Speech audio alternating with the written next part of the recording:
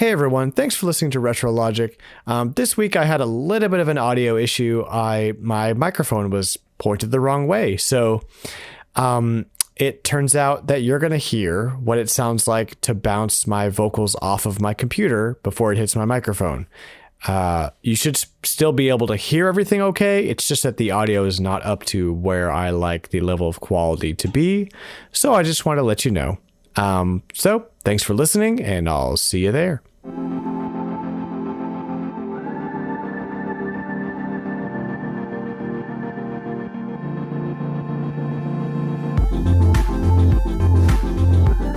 Welcome to RetroLogic 2021. I'm Dan Caparello here with John Cummins, and today we are just kicking off the year, kicking it right in the dang pants, if it's wearing pants. I don't know, do years wear pants, John? I'm not occasionally. Sure. Wintertime. Not sure what I'm talking about. Yeah, sometimes. It is winter, so we're going to assume that we're kicking 2021 right in the pants. With just a jam-packed episode, all kinds of stuff to talk about. We have 2 weeks of buying things and playing things to talk about, and a little bit of news, a little bit of community stuff going on, and all of that. RetroLogic is the official podcast of Block Fort Retro, the place to shop online for high-quality, clean, authentic retro games. Visit blockfortretro.com to start shopping. And I'm about to drop some new inventory in that store, so stay tuned on Twitter and on Discord for that news when that drops. Anyway, John, how was the holiday? How was New Year's? And what did you get for Christmas? Oh, man. We holidayed it up. The kids got all kinds of stuff. We got Mario Kart Live finally. Like, I've been sitting on that for over 2 months probably. I pre-ordered it, so I got it when it first came out, and it went right in the closet, and then later got wrapped, and then we've just now started playing with it, and it's pretty fun. And we've got a few PS4 games, which I know is not retro. I don't think I got anything retro for Christmas. It's so hard to buy retro games for a person that collects retro games. Oh yeah, I don't expect that from anyone. I'm just like, yeah. I always tell them, don't worry about it. I probably already have it. So, but yeah, no, I didn't really get anything retro-y for Christmas. Not that I could think of off the top of my head. The one person in my family that really like gets me on that level for some reason is my mother-in-law. She frequents thrift stores like a lot. Like she kind of works for a church, and so she's always around the whole thrift store scene. So she will just like find me stuff sometimes, and she hasn't in a long time. But for Christmas, she got me this little backpack it had a DSi and a Game Boy Advance and like 12 games. And most of the games were kind of like low to mid-tier, whatever. And then there was a copy of Iridion 2 in there. And I don't know if you're familiar with that. Iridion 2 is Shinin. Do you know who Shinin is? They made the Fast RMX games. Yeah. It's one of their. It was one of the games that they made for Nintendo, like when they were kind of first starting out a little bit. And it's a really, really good shoot 'em up. Top-down shoot 'em up, in kind of like a faux. Or no, it is a 3D. It's kind of like a 3D style. It's really, really good, and that was really cool to grab. And I played that for a little while. But she didn't even know what she had. She just kind of like, here's some old games from a thrift store, and I decide what's keeping and what's not, and Oh yeah. So that one I played a little bit, and that's actually up in the store right now. If you want to go check that out, I think that's at $35. It looks pretty cool. Yeah, it is really cool. Totally worth a get if you're a GBA collector or you love obscure stuff. That's a great one for the Game Boy Advance. But yeah, our holiday was pretty uneventful. I'm a freelancer and I do a lot of just video production work. So, and a lot of my contractors are churches. So I had quite a busy season, work-wise. And then I had a wedding on the 28th, and I had a wedding 2 days ago. And so I am just kind of beat. I feel like I got beat up, and I'm like, the new year just started, and I'm like, ooh, can I take a nap already? Shoot. I was going to say, my holiday was off work. So I got like 2 weeks off to do whatever I wanted, which it totally ended up being, do a little bit here and there to myself and then work on my house, apparently. Yeah. Yeah, there were quite a few chores that got done. My wife was in project mode, so I'm sure you know what that's like. Oh, yeah. Yeah. But it's all good. And I really hope that everybody out there, y'all got some rest, y'all got some good prezzies, and hopefully you gave a little bit too. It's always nice to give. For sure. And so, John, let's talk a little bit about the plethora of gets that you purchased over the season, because you got quite the haul over the past couple weeks. And some of this stuff is very, very cool. So let's spend some time chatting about it. Yeah. Go ahead. I got some stories to go with my haul.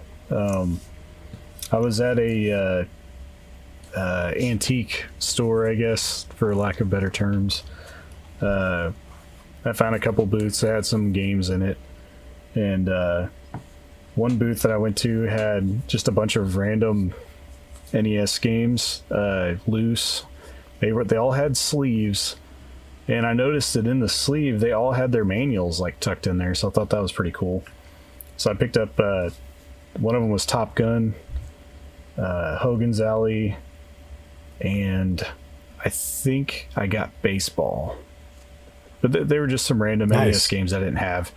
And they were with them, like Black Box Baseball. Yeah, and they were with manual, so they were. I think you had like $5 on them. So I was like, yeah, they're worth $5. They have the manuals with them, especially with the manual. Yeah. Yeah. So I go to this next booth that I found had some game stuff. This is mostly like random and television games in box, and like, I mean, they were dirt cheap. I didn't buy any of them. I don't have an Intellivision, but I did happen to notice a little Ziploc bag with a DS Lite, like a really beat up DS Lite. It had $10 on it. So I'm looking at this bag. I read the little note that's on the bag. And on the note, it says DS with Pokemon game. Like, that's all it said on it. So, I mean, it's a DS. It's in a Ziploc bag. So within the Ziploc bag, I didn't open it. But I just popped the game out of the back. And I got a nice surprise whenever I popped that game out to see what it was. Oh, yeah? And it was a copy of Pokemon Platinum, which is like a $70 game. Oh, my gosh. So I immediately like snatched that. I was like, yeah, I'll buy that. I don't need another DS, but I mean, the DS is pretty shot. It's pretty much junk. But I get home. Dang. I got a 50-50 shot on this thing works or not.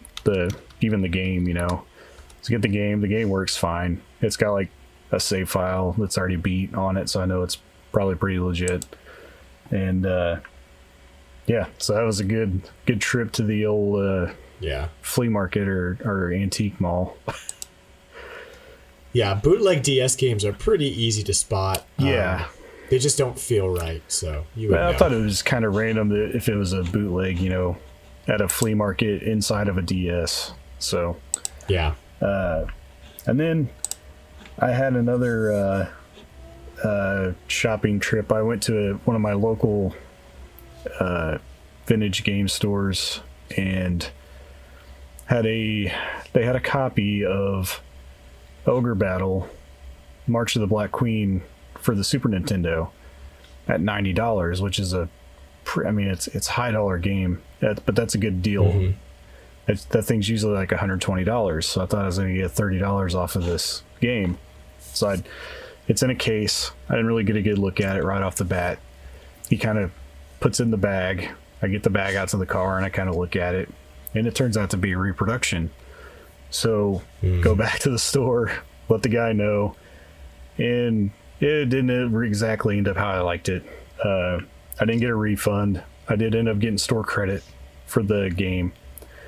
And with some of that store credit, I ended up picking up Link to the Past for the Game Boy Advance, Metroid Zero Mission for the Game Boy Advance, Mario Clash for the Virtual Boy, and Bomberman for the Game Boy. Just some random stuff that I seen real quick that I didn't have. Seems like you made out okay in that transaction. Yeah. Even though. Oh yeah, it wasn't what I wanted, but I still found some diamonds in there that I didn't have, and I think Metroid Zero Mission completed my Metroid collection. I think I own all of them now. Yeah, well, that's quite the haul, man. That's awesome. Yeah. So yeah, that's kind of what I picked up as far as what I played. Let's see. The only retro game that I really played was with family. Have you ever played Jetpack? It's a old. I don't think so. It's an old arcade game that's made by the company that Rare used to be. It was the first company, and it's just a simple little arcade game where it's not necessarily side scrolling. It's a one screen game, but you can go through the screen on one side and come out the other. Kind of similar to Mario Clash, or the Mario Battle, or like balloon fight almost. Yeah, like balloon fight or joust. Oh yeah, joust you came to. Yeah. So yeah, similar to that. And the object of the game is to avoid the enemies that are in there, but you're also building a rocket ship out of several pieces. And then once you get the rocket ship built, you have to get fuel to fuel it, and then you get to take off, and then it starts the next level. Yeah. And the enemies change up a little bit. They have different patterns and things. But it's funny because it's an arcade game that I actually found out about by playing Donkey Kong 64. Yeah, it's one of the arcade games that you get when you find one of the rare coins in that game. That's right, yeah. And I loved it as a kid, and I forgot all about it. And my son was playing something on Xbox One. We have Game Pass, and they have the Rare Replay on there, and it was one of the games. Yes. So we played it for quite a while. It's one of those that I can just sit down and I get hooked on every time. It's just super good. But we need Rare Replay on Switch. So bad. We do. There's so many good gems in that package that belong on a Nintendo console. Like, that's where they feel at home. For sure. Yeah, that's pretty much my retro play over the 2 weeks. Which is kind of bad. Awesome, man. Yeah, that's not bad at all. That's good. I mean, I'm sorry about your copy of Ogre Battle. That sucks. Man, I was looking. I'm not a collector in the sense that I just want to have it on a shelf. Like that's one I haven't played. So yeah, it was one that, as much as I enjoyed the Ogre Battle 64, I wanted to go back and play the Super Nintendo one. Sure. And my thing is, I don't mind that the repro market exists. There are some games that are just so astronomically expensive that they're prohibitive. Like a lot of the Pokemon games and that kind of thing. Or games. So like if somebody is advertising it as a repro and they're pricing it as a repro, then fine. Yeah. As soon as you start to try to sell things off as authentic when they're not, that's when I have a problem, and that's when there needs to be education from the collector side about, like, listen, like, there are ways to tell before you buy, and you need to be like on it, like a bonnet. And it sucks that it has to be that way, Yeah. Because people are dishonest, or sometimes they just don't know. Like, I like to think that the owner of that store that you went to just didn't know or didn't care to look, at worst. I'm not sure, and I'm usually on top of it. It's the first time I've ran into a reproduction Super Nintendo cart in the wild. Yeah. Like, I mean, I see them all the time on eBay, but I haven't really had my hands on one. But I could tell by the way the cartridge, the plastic is, that obviously they can't make the plastic exactly the same way Nintendo does. They don't have the prints or anything like that. And I made him open it up, and we looked at it, and the board was definitely not a Nintendo board. So it's one of those things that I'll cut them the slack that they probably didn't know. but definitely educated him while I was there. Yeah, for sure. The only issue I've ever had with that was I got a copy of Turtles in Time from GameStop. I got sort of part of some deal, like buy one get one free or something. And when I got it, it looked weird. It felt weird. Because there's two different molds of Super Nintendo cartridges. There's the ones with the big fat block on the bottom to lock the game in place, and then there's the later cartridges that don't have that block. The slot. I think, the slot and the non-slot. Yep. Well, almost every copy of Turtles in Time that I see online has the block on the bottom, like it's an early cartridge. Mm-hmm.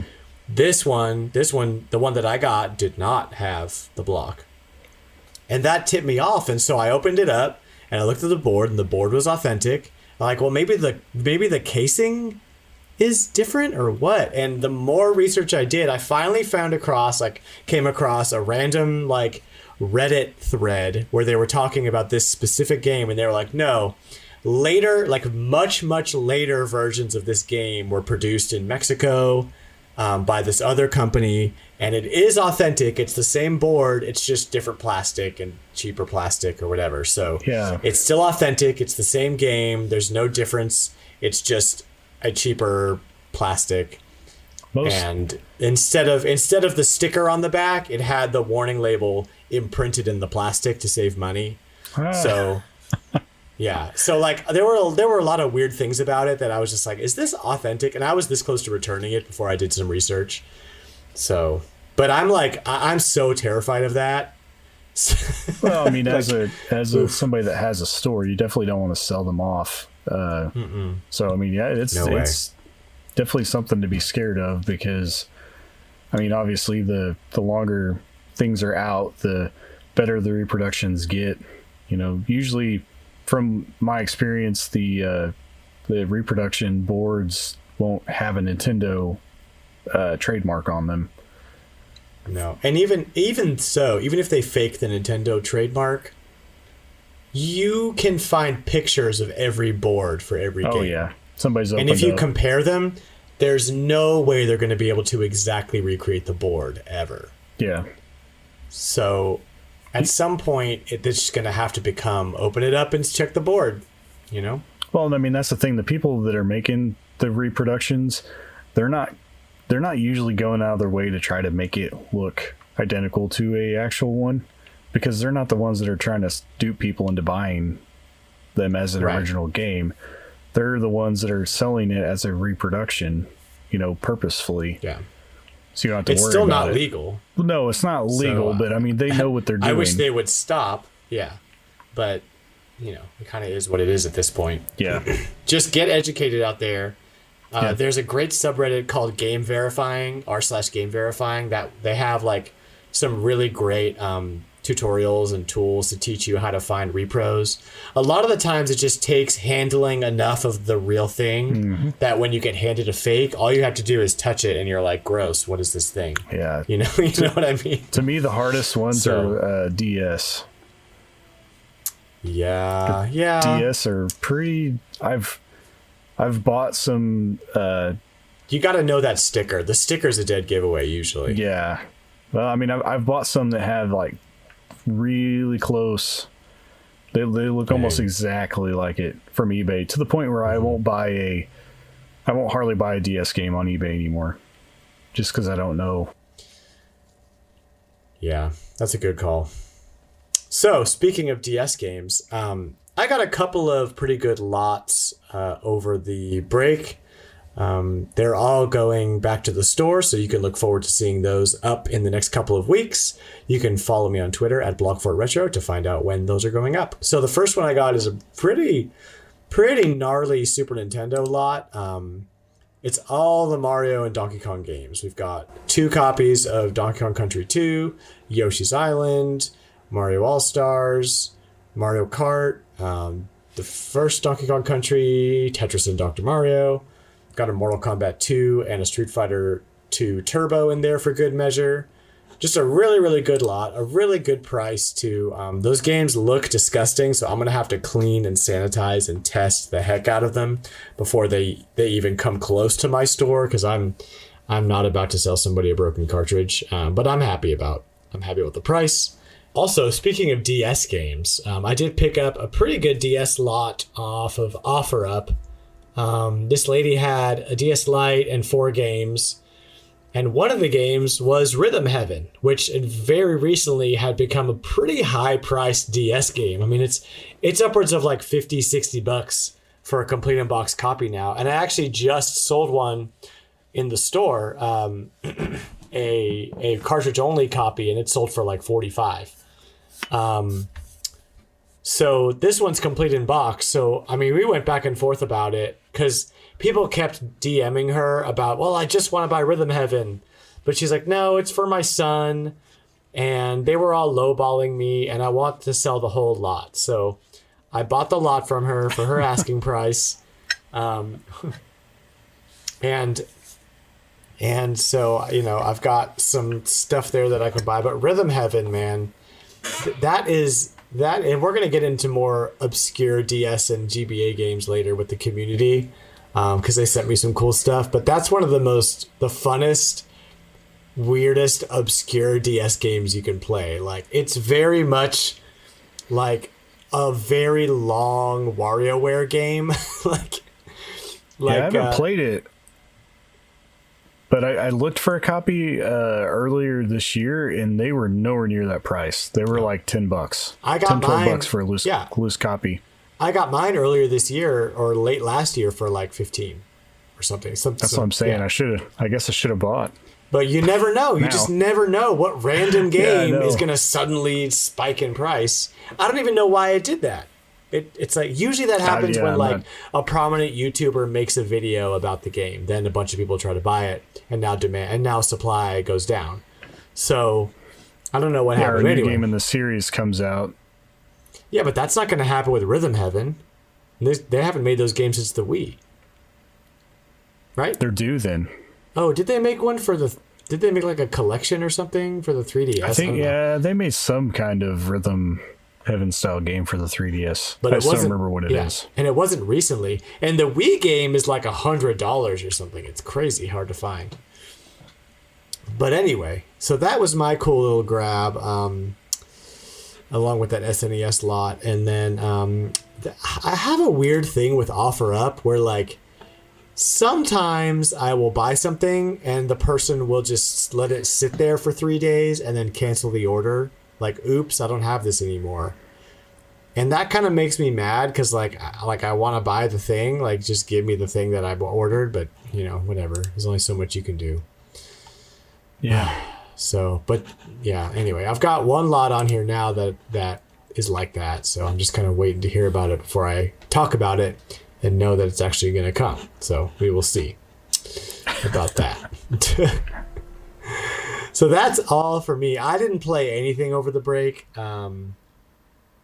I just played parenting. Life got so I played parenting and work. That's what I played. Parenting the game. And there's just nothing that's super grabbing me right now. I played a little bit of Doom on Stadia, but I don't really want to. That's not something I really want to get into. So yeah, the moral of the story is I just need to play more games somehow. We're gonna figure it out. We're going to figure that out. So, speaking of figuring stuff out, let's jump into some Price is Retro.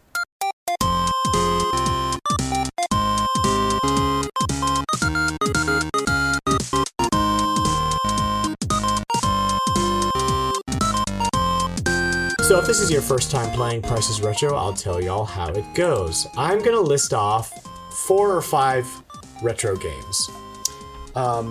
And that's going to be the lot. And you are going to have to guess the price of the lot. You know, what each individual game is worth added together. And John and I are going to go back and forth and list our lots, and we're going to have to guess and see who gets the closest. And you can play at home. You can guess the lot. If you get really close, at me on Twitter and tell me you did a great job, and I will give you a gold star. I have them. I will hand them out. At Blockfort Retro on Twitter, you can hit me up. So, John, why don't you go first? and I will guess. Sounds good. I also wanted to remind everyone that if you want to submit a list, we'll definitely do it on the show. Yes, we did that Using in the honor episode system. 13. We had a great list on episode 13 from Spider-Shan? I think it was Spider-Shan. Yep. And that was super fun. So if you want to do that, message me somehow, and I will tell you how to do that, because we do it a very specific way so that nobody can see what the answers are before we guess. So, I just wanted to throw that out there. yeah, I'll that's start. great. Go ahead, John.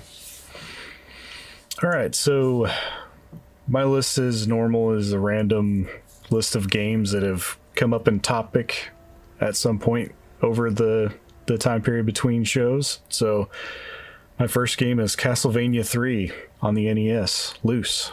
Okay. The second game is Phantasy Star 2 for the Sega Genesis, complete. Third game is Rayman for the Atari Jaguar, complete. And the fourth game is Rocket Robot on Wheels for the N64, loose.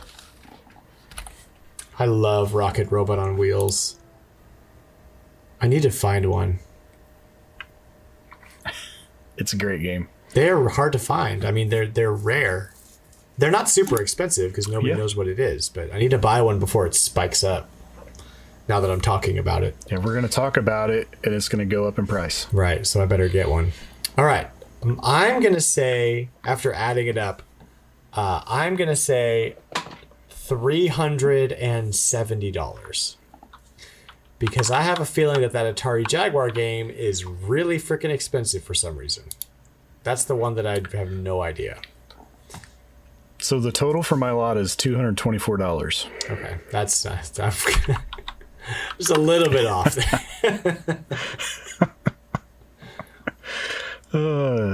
So you can go. We'll do your list, and then we'll do Okay, a then we'll go rundown of through all each of our game, games. Okay. So, my games are Brain Age for the DS, complete in box. Brain Age 2 for the DS, complete in box. Brain Age Concentration Training for the 3DS, complete in box. And Brain Training for the PAL Nintendo Switch. Oh wow!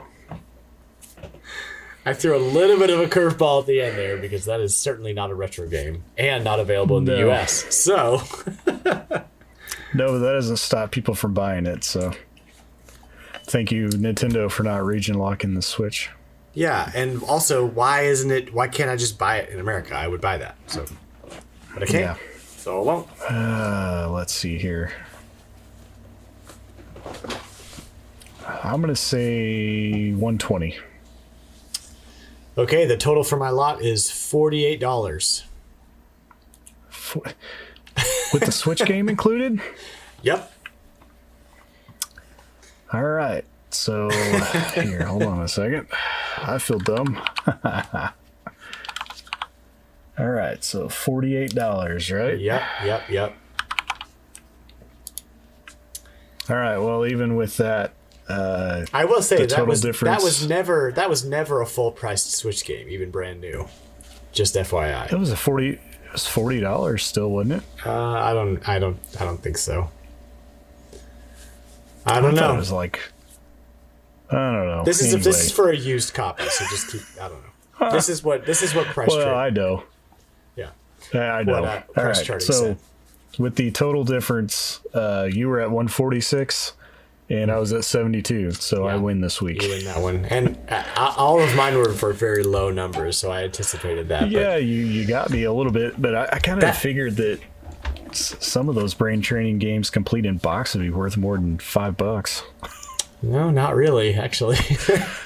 Yeah, I don't know. No, I don't own any of them, so I never did get on the big brain training kick during the DS days. I was way into the first one, and its companion was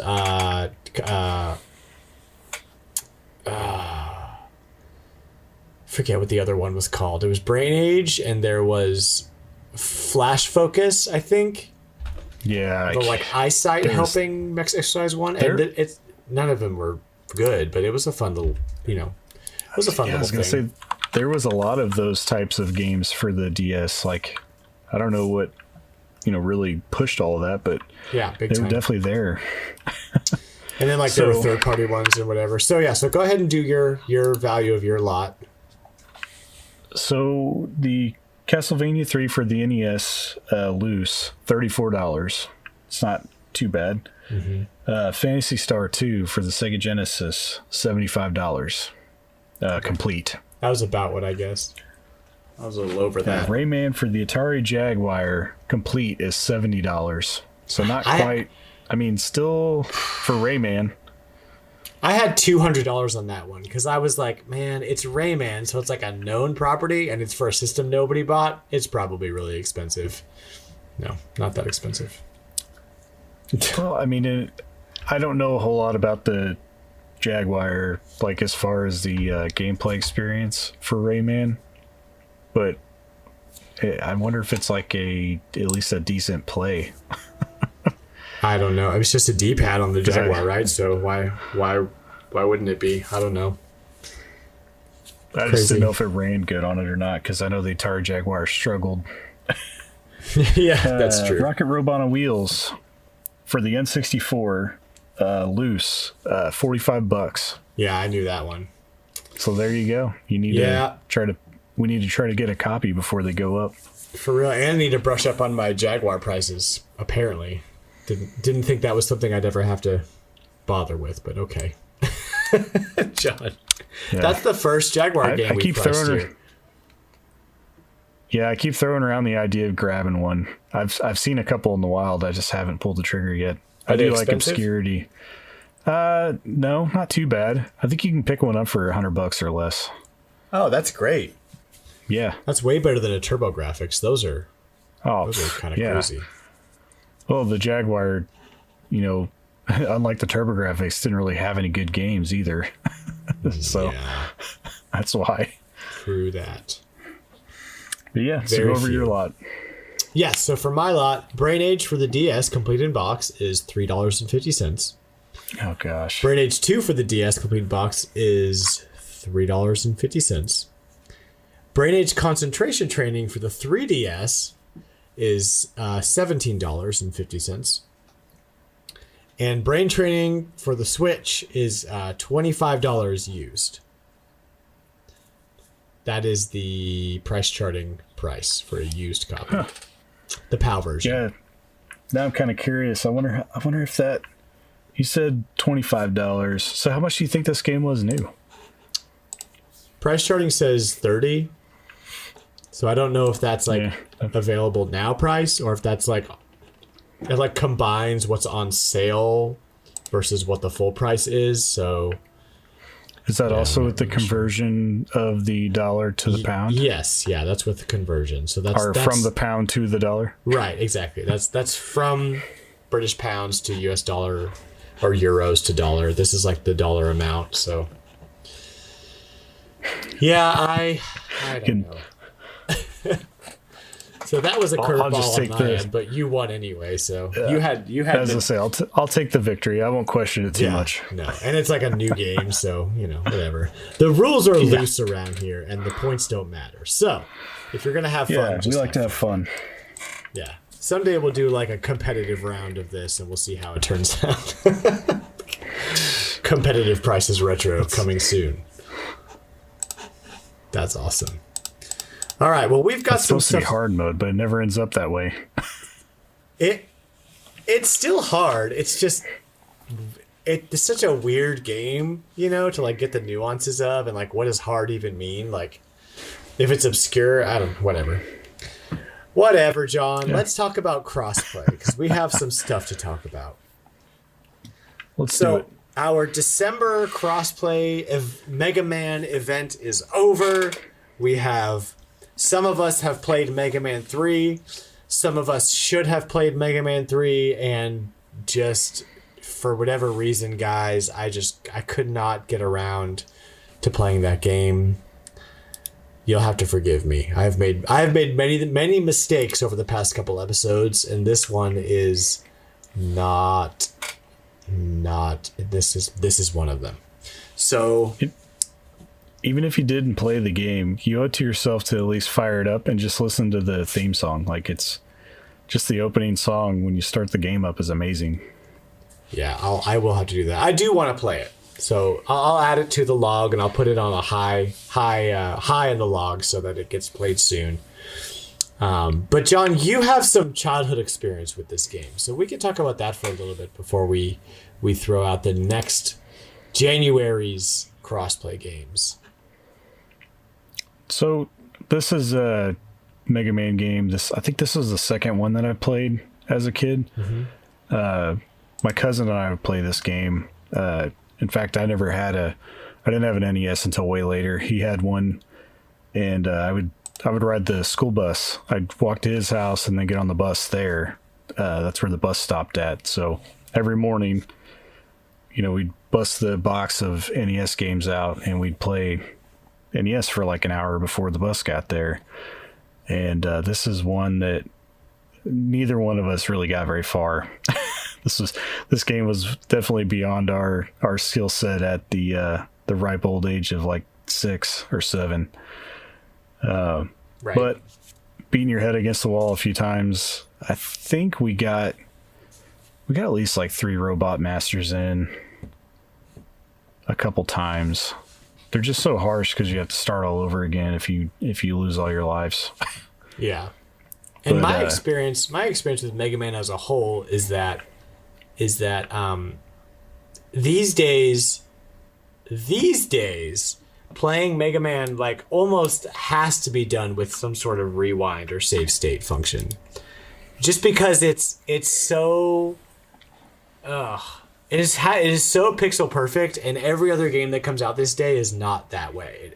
They're all very forgiving with the save states, with the continues and all and checkpoints, but Mega Man is not that way. So if I had experienced them any other way, I probably would have hated them. But I'm glad that my first run at most of these Mega Man games was with these additional features, because it helped me. It honestly helped me fall in love with Mega Man as a character and as a game.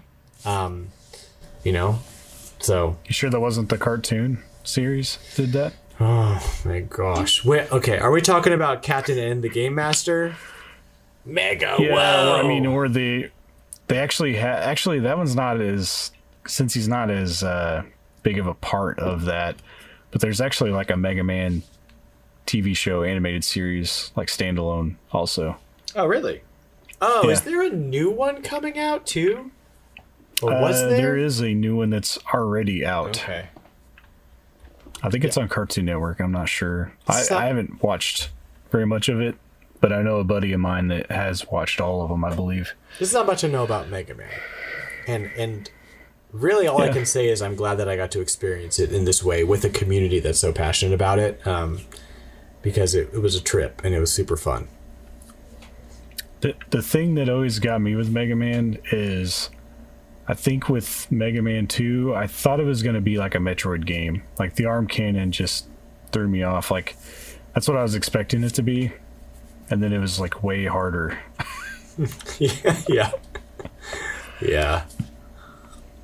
So with this current playthrough of Mega Man 3, I think I've made it through Top Man, struggling the whole way. I wouldn't even be that far without rewind.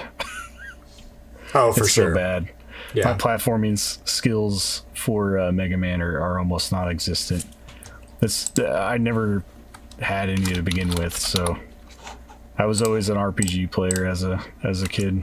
So it's a fun experience, but like I said, without the rewind, I wouldn't even be past the first boss probably. Amazing.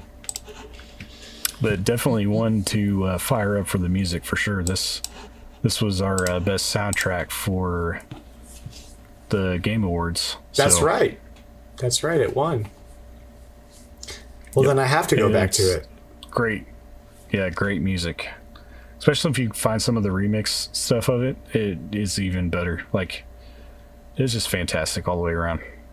I'm really glad that we got to experience that with the community. What a fun event. And I know we're going to do more stuff like that in the future, so make sure y'all are staying tuned. right here. So, with that said, John, let's talk about January's crossplay games between you and me. The games that we have chosen. The way crossplay works, if this is your first time listening, is that John is going to pick a game that I've never played for me to play, and I'm going to pick a game for John to play that he's never played. And we are going to share our experiences throughout the month on the podcast and on Twitter and in the Discord and just kind of chat about the game. It being our first time playing this retro game, we're sure to have some very interesting perspectives. So I'm sure it'll be fun. It's always a good time. So, John, I'm going to go ahead and say my game first for you. And I hope that you are excited about what game I'm going to choose for you, because the game that you have to play this month is Excite Bike for the NES. Yes. I'm very excited to play Excite Bike. Honestly surprised you've never played this before, because it's kind of a staple. Yeah, it's one of those that I've seen, and obviously they've paid lots of homage to, especially through Mario Kart, and some different things. So definitely ready to play the original. And I think I've played Excite Truck on the Wii. Isn't that the one that was... Yes, I love me some Excite Truck, dude. That is a great game. What a launch title for the Wii. Yeah, and I just recently picked up Excite Bots for the Wii, so also a great I haven't game. got to play that yet. Yeah. But I will definitely have to play where it all started and do Excite Bike first. All right, definitely. So my game for you to play this month is one that you've been wanting to play, but needed an excuse to play, and that's Super Metroid. Finally, okay, let's do it. Now you have to. Let's do it. It's been willed in. I've got the guide. I've got multiple ways to play it. I'm ready. I think I'm gonna do. It's on Nintendo Switch Online, right? Yes. Because that is honestly probably the easiest best way for me to drop into something like that. So okay, I'll do that. I'll whip out my guide, and we will get through Super Metroid. I'm gonna try to beat it. I really am. I know that I always profess that I have no time for gaming, but I need to make time for this to happen, for sure. I think I can maybe beat Excite Bike before you beat Metroid. I don't know. Honestly, is there even a way to beat Excite Bike? It's an arcade game, isn't it? No, I think that there's like a championship mode or something like that on the NES cartridge. You know what? Have to check it out. You let me know, because it has been a long time for me in Excite Bike. I do not remember. I know it started out as an arcade game, I think. So I don't know if it's a high score chase or if it's actually has an ending. Well, a lot of times the console ones they change. What would be interesting something like that is if you play the NES version and then go back and play the Versus Excite Bike version that Arcade Archives dropped on the Switch, and see if you can find any discernible differences that make a difference for you. That'd be interesting. Yeah, I might have to. I'll have to do that. All right. Well, and I'm certainly. Is Excite Bike on the Switch Online also? Ooh, it has to be, dude. It's a staple, man. Well, I have it on. If I have to play it on original hardware, that's fine. Yeah, Excite Bike's on there. So okay, cool. Yeah, you can. So I can do a side by side comparison. Yeah. At some point. And I don't own the cartridge for Super Metroid, so it'll likely be played on the Switch. But I have the wireless Super Nintendo controller for that, so that will be the ideal way to play. And I'm going to try to drop a stream too. We are going to start streaming on Monday nights, FYI. I'll be doing some retro streams Monday starting at 8 p.m. CST. So make sure you are following and jumping into all of that. So with that out of the way, John, let's jump into a quick break, and then we will go and have some news, and we have a fun little community discussion to drop into about some obscure Game Boy Advance and DS games. So let's take a break, and we'll be right back.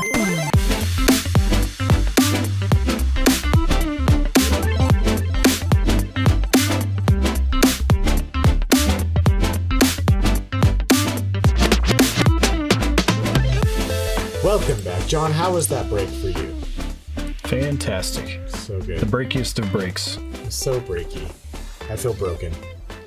So let's do some old news, because there were no games this day in gaming history that either John or I had any interest or experience in talking about, and we don't want to waste your time. So let's jump into the news. And there's just a couple things we want to touch on. One of them is this realization that it appears that DSiware is slowly becoming unavailable on 3DS and DS hardware. The one game that really kind of hurts the most with this is Shantae Risky's Revenge, which has now been deactivated from the 3DS eShop and the DSi shop, so you can't download it right now. This is scary and kind of makes me want to like go back and Buy see up like all the DSiware. Yeah, Dr. Mario Express is no longer available. Mr. Maybe Driller, we're getting a DSi collection. that would be awesome. I would super be down for that, but I highly doubt that's going to happen. I don't know. I mean, just the fact that games can disappear from existence like that is very scary.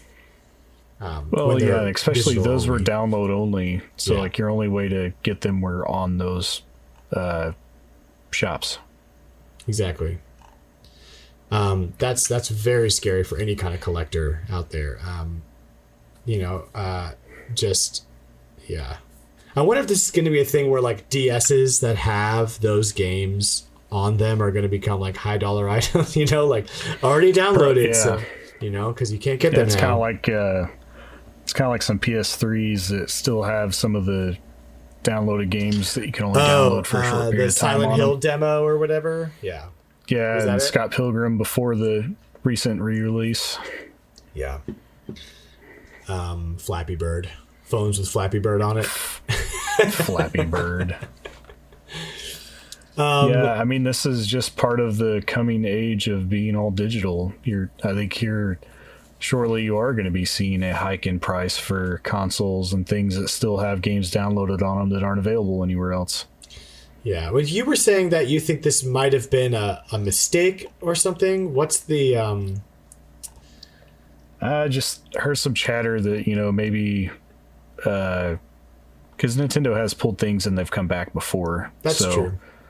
It might be a preemptive change, something that didn't mean to happen and did, and then maybe it comes back. That's not to say that it will. It's just it's something that's happened in the past, and sometimes that repeats itself. So This selection of games, though, seems a little like these are all games with different publishers and different developers, and it's not, it's a weird selection of games. So I don't know.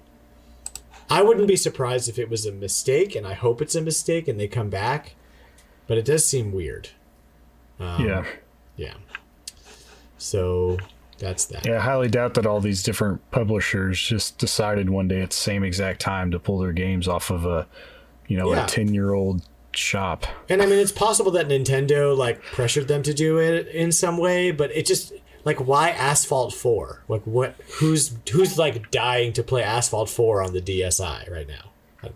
Well, and the DSi shop has been gone, but the 3DS versions, like the ones you can buy on the 3DS, they haven't shut the 3DS shop down, so I don't know why they would just be randomly shutting down certain games. Now, I can see if they killed the whole, eventually we were going to have to face that reality that Nintendo's going to pull the plug on the 3DS shop.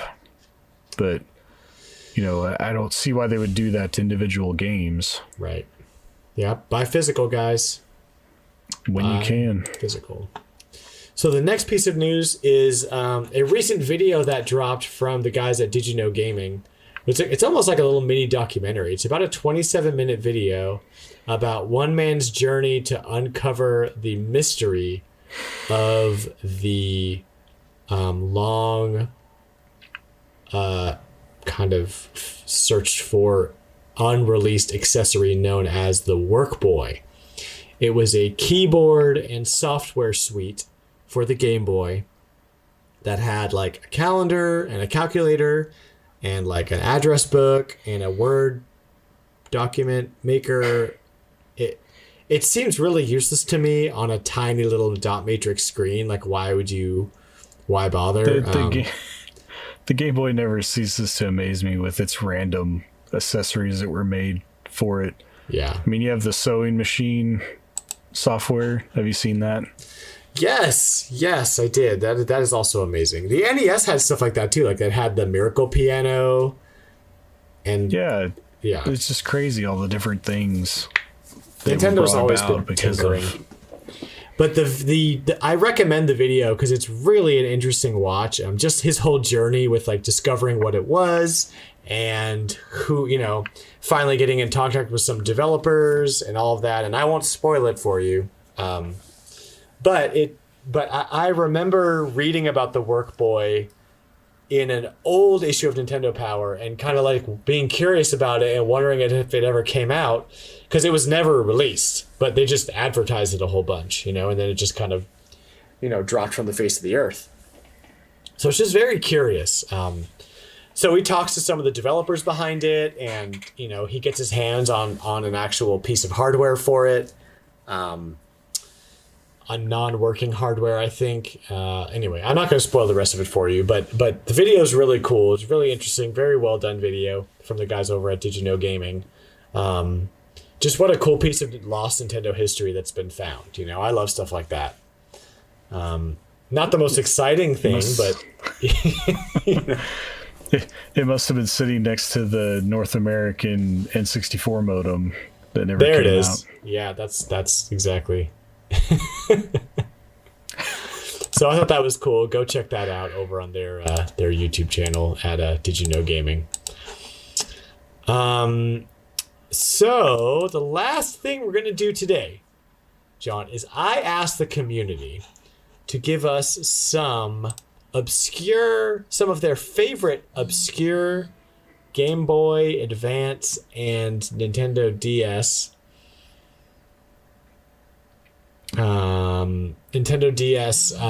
games that are just fun, obscure, under the radar.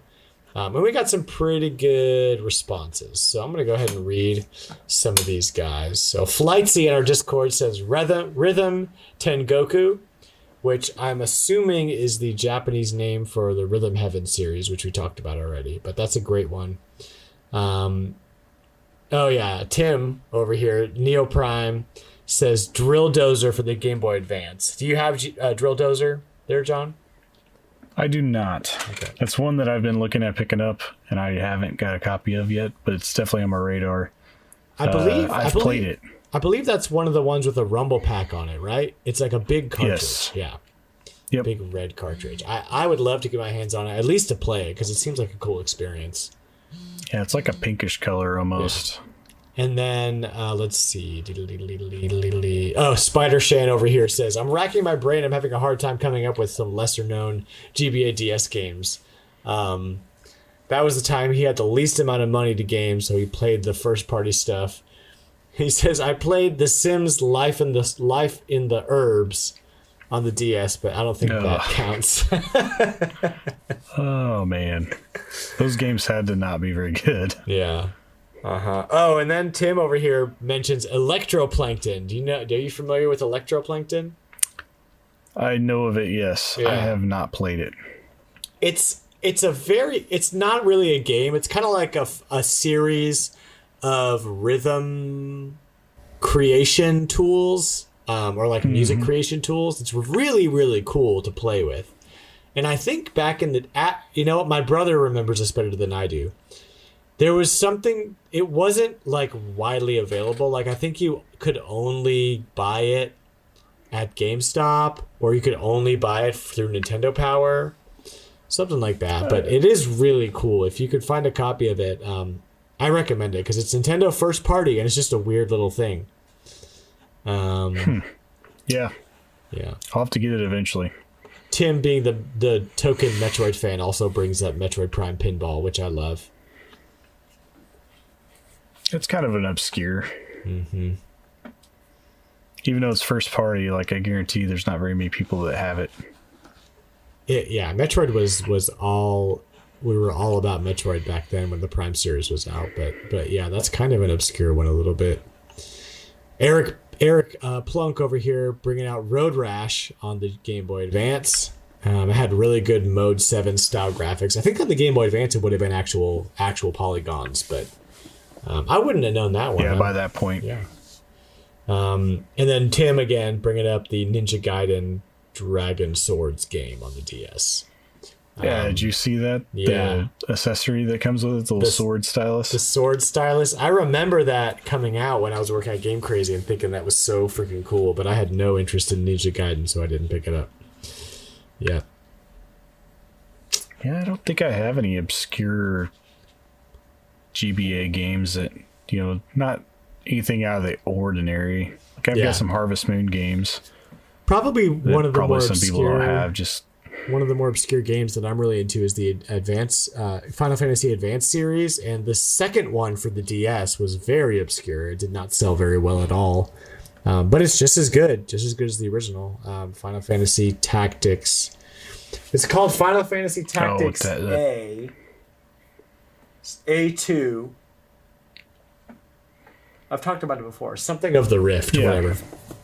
But anyway, that one's not super well known and also pretty cool. Is that one pretty high? No. Well, it might be now. I think it's only like a $30 DS game, which is about what it was when it launched. Yeah, I was trying to find a good copy of Tactics Ogre. Yeah, 25 complete in box for Tactics Advance 2. Oh, that's not too bad. Yeah, Tactics Ogre is like almost $50 now. Oh my god. Yeah, those Ogre games though, man. They're all very expensive, and if I just held on to them when I had them, I wouldn't be searching for them all right now. Yeah, paying out of my pocket for them. For sure. I feel you. I mean, I paid more for Ogre Battle than I did when I bought it brand new. Dang. Well, with inflation, $40, it's probably about the same. Yeah, probably pretty close. Yeah, but I don't have a box. Yeah.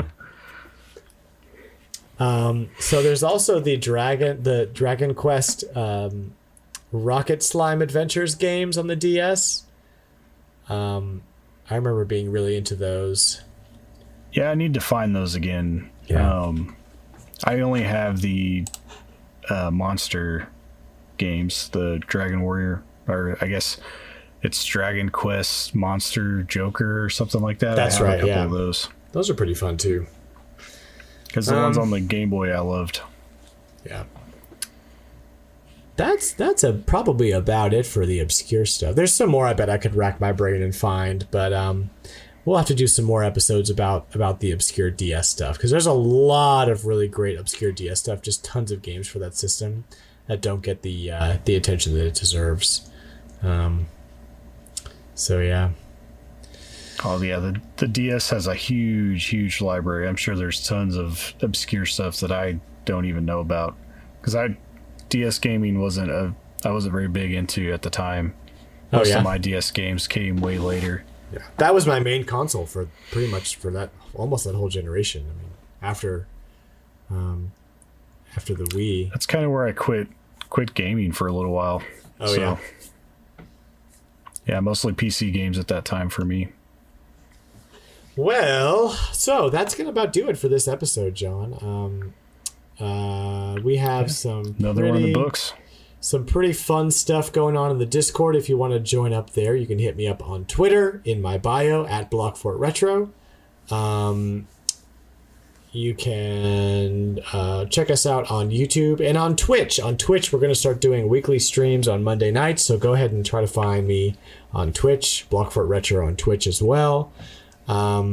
So yeah, do all of those things, and we will see you there. And that's about it. Make sure if you want to catch up with us on our crossplay, you can follow us on Twitter, or you can just kind of keep listening to the podcast, because we'll be keeping you updated every week as we drop episodes. We'll be talking more and more about it. I'm playing Super Metroid. John is playing Excite Bike. It's bound to be an exciting time. That was terrible. Anyway, John, anything else? Not that I could think of. I might try to stream some Excite Bike at some point. So you can find my Twitch channel at SuperDatFast. So yes, and we'll post. Definitely post. Yeah, definitely keep you guys informed if I do hop on. Yeah, I'll be sure and throw on Twitter when he goes live, so you guys can catch that too if you want to. So we will see you guys next week with another funky fresh episode, and until then, keep it retro. Bye now.